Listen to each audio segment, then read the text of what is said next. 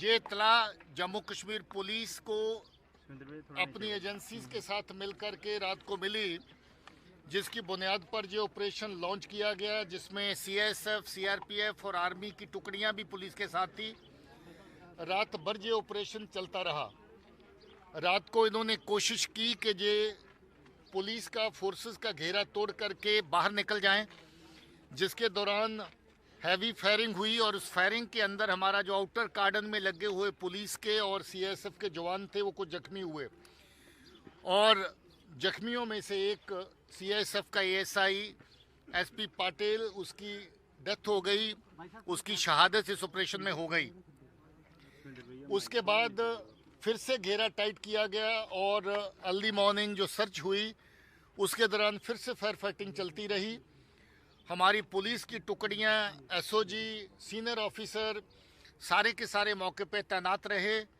ADG Jammu, DIG Jammu, SSP Jammu, CRP के commandant और senior अफसर सब ने मिलकर के इस ऑपरेशन को कामयाब ऑपरेशन की तरह कंडक्ट किया और ये ऑपरेशन कंक्लूड किया। इसमें जो दोनों दहशतगर्द मारे गए हैं, इनका जैश ए मोहम्मद के साथ ताल्लुक है। ये दोनों ही दहशतगर्द सुसाइड वेस्ट पहन के आए थे ताकि जब कभी अच्छा एंगेजमेंट सिक्योरिटी फोर्स या किसी एक कैंप के ऊपर हो जाता तो ये सुसाइड वेस्ट को ब्लास्ट करने के बाद, गोलाबारी ख़त्म होने के बाद मरने से पहले और भी बड़ा नुकसान कर सकते थे और इनको इसी तरह की हदायत थी। अनफॉर्चुनेटली ये जो लॉन्च है इन दो दहशतगर्दों की, ये प्राइम मिनिस्टर साहब का विजिट जो 2 दिन के बाद है उसके करीब हुआ। ये एक बड़ी साजिश का हिस्सा है जम्मू के अमन के माहौल को, पीसफुल माहौल को डिस्टर्ब करने का। ये एक बहुत बड़ी साजिश हो सकती है ऑनरेबल प्राइम मिनिस्टर साहब के विजिट को साबोटाइज करने के लिए, मगर ये अच्छी बात है कि ये वक्त रहते इतला भी मिली और इतला के ऊपर कामयाब ऑपरेशन भी हुआ। सर, ये दोनों फॉरेन टेररिस्ट है या पाकिस्तानी है? जी, ये दोनों टेररिस्ट अभी तक की जो रिपोर्ट्स हैं उसके मुताबिक पाकिस्तानी हैं।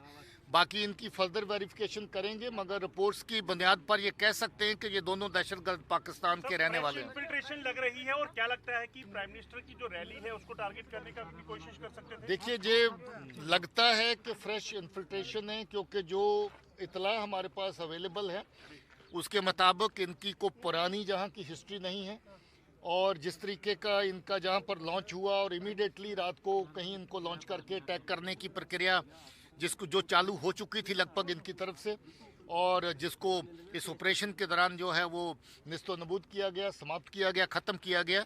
मुझे लगता है कि ये फ्रेश इन्फिल्ट्रेशन है। मैंने पहले ही कहा है कि अगर ये किसी सिक्योरिटी फोर्स के कैंप को या बड़ी डिप्लॉयमेंट को एंगेज करते थे, इस वक्त हम लोग अपनी तैयारी कर रहे हैं एक बहुत बड़े फंक्शन के लिए, प्राइम मिनिस्टर साहब के विजिट के लिए, तो ये डेफिनेटली उस विजिट के साथ जोड़ के उसको साबोटाइज करने का भी एक साजिश है। सर, क्या क्या एम्युनिशन और कुछ वहाँ से काफ़ी बड़ी तादाद में मिला है अम्निशन। इनका 2 लोग थे मगर वेपन 3 मिले हैं, ग्रेनेड काफ़ी मिले हैं।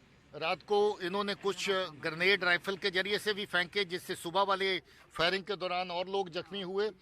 उसके अलावा इनके पास खाने पीने का सामान भी है, कोई एनर्जी ड्रिंक्स हैं, कुछ दवाइयाँ हैं जो ज़्यादातर फदाइन में हिस्सा लेने वाले जो टेररिस्ट हैं वो अपने साथ कैरी करते हैं, उस तरह का सारा सामान है। और फदाइन वेस्ट, जैसा मैंने पहले कहा, दोनों ने पहन रखी थी। सर, 3 वेपन मिले हैं, कोई चांसेस हैं कि कोई और भी हो सकता है इनके साथ? नहीं, वो इन्हीं के साथ थे तीनों वेपन, तो हम लोग ये कंक्लूड कर सकते हैं कि इतने ही लोग थे, उसके अलावा कोई नहीं था। नहीं, ऐसा कुछ नहीं कह सकते कि रैली निशाने पर थी। सर, बॉर्डर पार से क्या इनपुट है, क्योंकि काफी दिनों से इनपुट चल रहा था कि काफी मौजूदगी वहाँ टेररिस्ट की आईबी पे दिखी है? देखिए, बॉर्डर पार में नकलो हरकत जो उनकी रहती है उससे ये लगता है कि इन्फिल्ट्रेशन बार बार करवाने की कोशिश है। ये भी लगता है कि कुछ एक इन्फिल्ट्रेशन हुई, उसी का हिस्सा है ये जो दहशतगर्दों का 2 का फदाइन स्क्वाड जहाँ तक पहुँचा है। तो मुझे लगता है कि इन्फिल्ट्रेशन की बिड्स जो पहले से इस सेक्टर में आईबी के और जौहरी पुंछ के सेक्टर में तेज की जा रही हैं। Thank you sir.